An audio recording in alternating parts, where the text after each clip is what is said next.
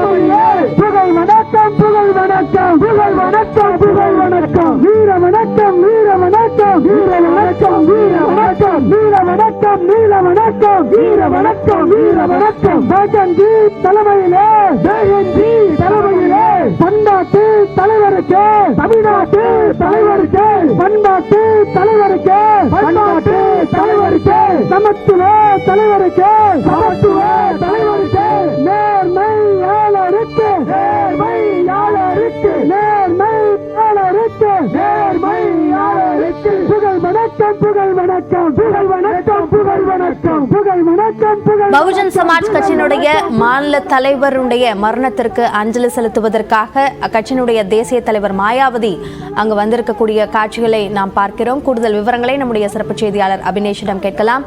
அபினேஷ், அங்கு களசூழல் என்னவாக இருக்கு? அவர் மாயாவதி மற்றும் ஆம்ஸ்ட்ராங் இருவருக்கு இடையேயான அந்த அரசியல் ரீதியான உறவு என்பது என்னவாக இருந்தது? நேற்று முன்தினம் மாலை பகுஜன் சமாஜ் கட்சியுடைய தமிழ்நாடு மாநில தலைவர் ஆம்ஸ்ட்ராங் கொலை செய்யப்பட்டார்.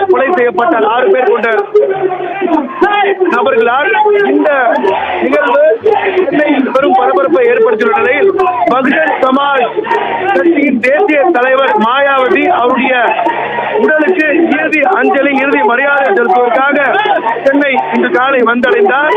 தற்போது அவருடைய குடும்பத்தாருக்கு ஆறுதல் சொல்லியதற்கு பிறகு மலர் வளையம் வைத்து பகுஜன் சமாஜ் கட்சியுடைய தேசிய தலைவர் மாயாவதி அவருடைய உடலுக்கு அஞ்சலி செலுத்தும் காட்சிகளை பார்க்கிறோம். பகுஜன் சமாஜ் கட்சியை பொறுத்தவரை மாநில தலைவராக கடந்த 2007ஆம் ஆண்டு ஆம்ஸ்ட்ராங் அந்த பொறுப்பில் நியமிக்கப்பட்டார். கடந்த 17 ஆண்டு காலமாக அந்த பொறுப்பில் அவர் இருந்து வரக்கூடிய நிலையில கடந்த 2007ஆம் ஆண்டு அப்போதைய உத்தரப்பிரதேச மாநில முதலமைச்சராக இருந்த மாயாவதி தலைமையில தன்னை பகுஜன் சமாஜ் கட்சியில இணைத்துக் கொண்ட பிறகு 17 ஆண்டுகள் அவரோடு பகுஜன் சமாஜ் கட்சியோடு பயணித்து வந்த ஆம்ஸ்ட்ராங் நேற்று முன்தினம் இரவு சுமார் 6 மணி அளவில் அவருடைய இல்லத்திற்கு வாசலில் வைத்து அவர் படுகொலை செய்யப்பட்டார்.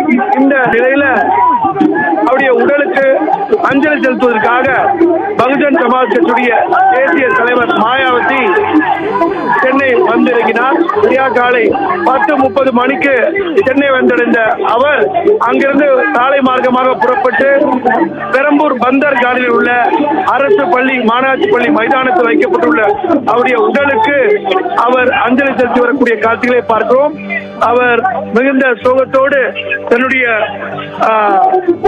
அஞ்சலியை அவர் உடலை பார்த்த வண்ணம் அவர் அஞ்சலி செலுத்தி வருகிறார்.